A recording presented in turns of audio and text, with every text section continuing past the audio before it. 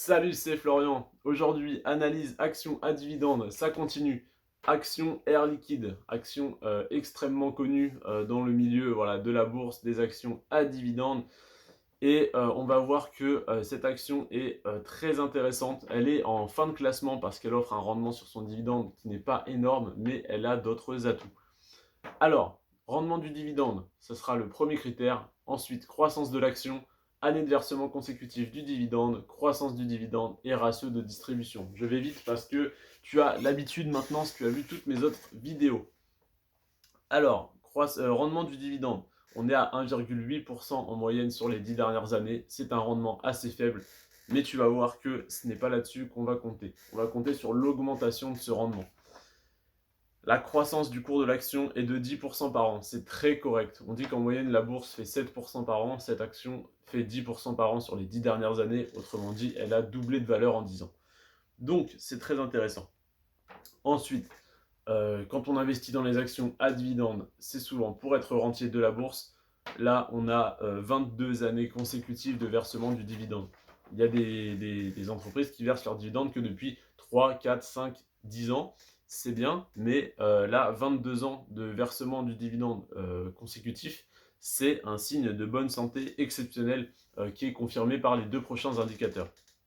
Donc 22 ans, très très bien. Le dividende est en croissance en moyenne de 1% par an, donc c'est négligeable. 1% de 1,8%, voilà, ça fait du 0,008. Ouais, c'est très très faible. Donc on ne doit pas compter dessus, mais au moins le dividende a le mérite d'être stable et de faire preuve de bonne volonté en disant on va essayer de l'augmenter de 1%, mais voilà, on est sur la bonne lancée, on va dire. Et le ratio de distribution des bénéfices est de 50%. Donc 50% tout rond, j'imagine qu'ils souhaitent reverser 50% de leurs bénéfices, peu importe leurs bénéfices, et que si leurs bénéfices augmentent, le dividende devrait augmenter en conséquence. C'est ma théorie, mais voilà, ce n'est pas du tout recherché ou quoi que ce soit, c'est simplement voilà, ce que je pense, mais ce n'est peut-être pas vrai. Donc voilà, si les dividendes, si les bénéfices diminuent, j'imagine qu'ils devront dans tous les cas baisser le dividende, et si les bénéfices augmentent, qu'ils devront l'augmenter. Ça paraît très logique. Et si on voit que dans 2 ans, le ratio de distribution est de 70% et que la croissance du dividende est toujours la même, ça veut dire qu'ils ont fait moins de bénéfices, mais qu'ils ont maintenu le dividende sur la lancée sur laquelle ils étaient. Et inversement, s'ils passent à 20% de ratio de distribution, ça veut dire qu'ils ont fait deux fois et demi plus de bénéfices, mais qu'ils reversent toujours autant de dividendes.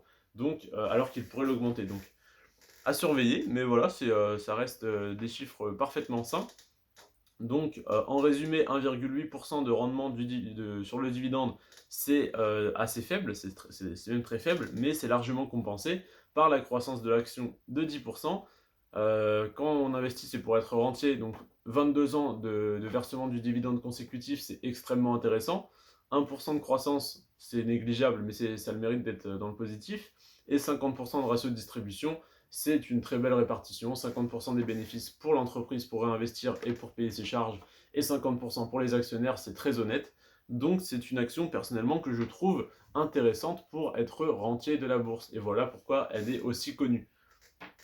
Donc faites vos propres recherches sur Boursorama, sur rendementbourse.fr, et n'investissez que sur des produits financiers, des actions que vous comprenez. Je ne suis pas conseiller financier, je ne donne pas de conseils en investissement, etc., etc. Je vous embête pas plus longtemps avec tout ça. Tout ce que je vous dis aujourd'hui est vrai aujourd'hui, mais ne le sera peut-être plus dans une semaine, un mois, 6 mois ou un an.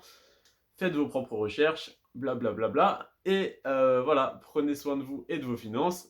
Ciao!